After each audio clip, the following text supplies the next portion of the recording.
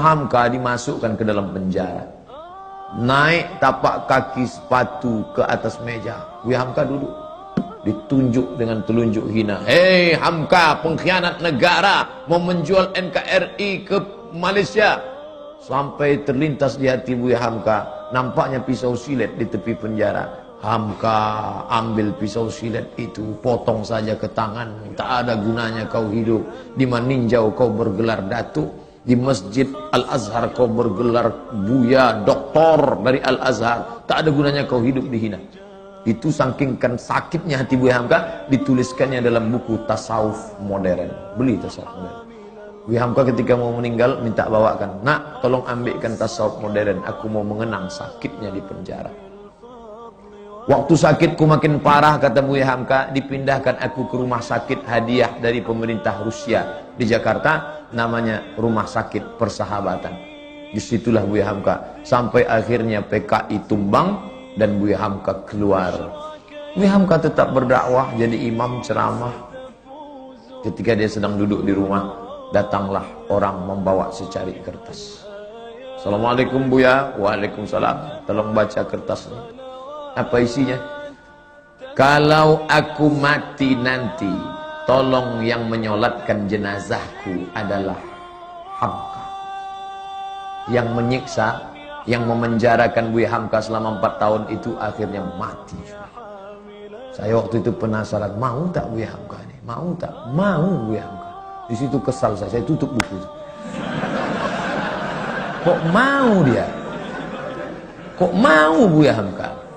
Andai saya lah itu disiksa orang saya, lalu datang utusannya, andai aku mati, tolong yang mengimamiku Ustadz Abdul Somad, cari Ustadz Abu. Aku tak mau, sampai mati takkan kusolatkan. Barulah saya sadar betapa lembutnya hati Buya Hamka, lunak. Dia tak pernah di Al-Azhar, sekalipun dia tak pernah Azhar, tapi Al-Azhar memanggil dia, memberi dia gelar doktor. Tak pernah kuliah di Azhar. Ustadz Somad 4 tahun di Azhar, balik LC. Sadar diri, aku tak selevel. Hamka luar biasa. Difitnah, bersebar info seluruh Indonesia bahwa Hamka plagiator. Novelnya itu katanya diambil dari Al-Manfaluti, sastrawan Mesir. Ditulis di harian Lekra PKI punya. Siapa yang memfitnah dia? Pramudia Anantatur, Pram. Buya tak melawan, diam.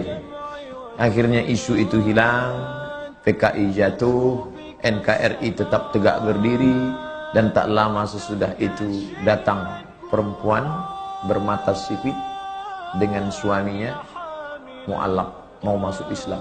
Assalamualaikum. Waalaikumsalam. Kamu siapa? Nama saya. Enggak. Dia mau masuk Islam. Kata Buya, kamu ni siapa? Saya disuruh ayah saya kemari Buya. Untuk apa? Supaya suami saya ni calon masuk Islam, belajar Islam sama Buya. Nama ayah kamu siapa? Pramudia Anantatur. Begitu cara Pram minta maaf. Dia tak datang ke rumah Hamka. Anak menantunya disuruhnya belajar Islam. Dan Hamka mengajar menantu Pram itu sampai paham Islam. Lembut hati Hamka. Padahal fitnah luar biasa. Andai saya lah jadi Hamka waktu itu. Datang orang mau belajar Islam, sampai mati tak akan kuajar. Kau cari aja Ustaz lain. Itu Ustaz di MDI 1000 orang. Di IKMI ada 600 orang. Panas hatiku. Karena kalau hati kita panas, ngajar orang tak betul. Bismillahirrahmanirrahim. Kita marah. Tapi ternyata marah Hamka itu melebur. Bersama apa? Maaf. Tak berkesan. Kalau masih berkesan, berbekas, bukan maaf. Saya maafkan dia Pak Ustaz. Tapi untuk datang ke rumahnya rasanya 2030 lah Pak Ustaz. Belum. Itu belum maaf. Tak ada contoh. Nanti kalau saya sebutkan Nabi, orang, itu kan Nabi. Saya sebutkan Abu Bakar, itu kan Abu Bakar. Mana orang kita? Hamka, orang awak bana dari Maninjau. Bisa dia memaafkan. Luar biasa Haji Abdul Malik. Tapi jangan bayangkan Hamka itu tak pemarah. Hamka itu pemarah. Waktu dia pergi haji naik kapal, berhentilah kapal di pelabuhan Padang. Sampai di pelabuhan, mau sholat, Ada pegawai kapal melarang sholat. Mau ngadu mereka ke Buya. Buya, ya ini ada pegawai kapal melarang sholat berjamaah. Katanya tak ada sholat berjamaah di kapal. Sholat aja di kamar masing-masing. Oh, bangkit Buya Hamka. Mana orangnya? Ini Amak Ang kurang aja, Apa Ang kurang aja, Datuk Ninik Ang kurang aja. Itu asli, tak saya robah bahasanya. Buka buku judulnya Ayah, ditulis oleh Irfan Hamka. Dia ikut melaksanakan haji, naik kapal dan menengok Buya Hamka marah luar biasa. Jadi Hamka itu ada saatnya dia marah, ada saatnya dia lunak, ada saatnya dia berkonfrontasi, ada saatnya dia lembut.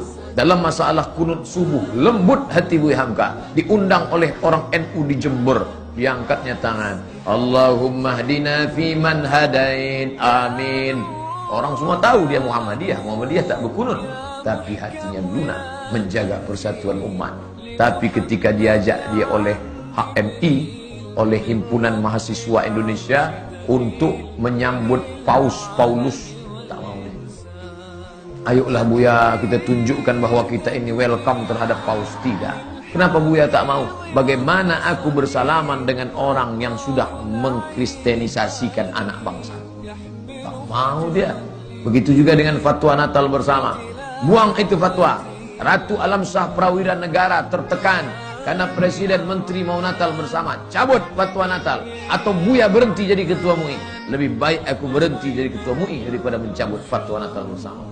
Hamka keras berprinsip, tapi saat-saat memaafkan dia lunak. Kita ambil maaf Hamka di bulan Syawal yang penuh barakah.